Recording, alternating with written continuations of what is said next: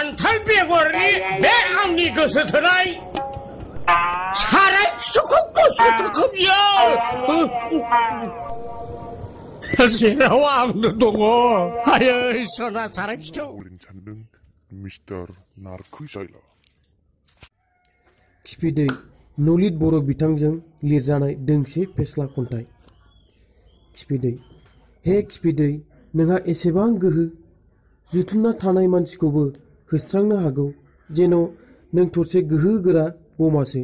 हे खिफिदै नोंहा गाब गैया नोंखौ नुनोबो मोना नाथाय नोंहा गुन दं। नोंनि मोनामनाया एखनब्ला गेसाव खैसां खैसिबसिब खैरोम दैरोम बायदि बायदि। हे खिफिदै नों बायदिसिना सोदोबजों ओंखारबोयो एखनब्ला फें फ्रु फ्राद फ्राद ब्रुद एखनबा बिस होननानै बार बादिबो गलाङो। हे खिफिदै नोंखौ मानसिफोरा गाज्रि मोनो नाथाय नों गासै मानसिनियावनो आंगो बायदि हाबसोना थायो। नों बारनलांब्लासो सोलेरा आराम मोनो। गोजोन्थों। Likey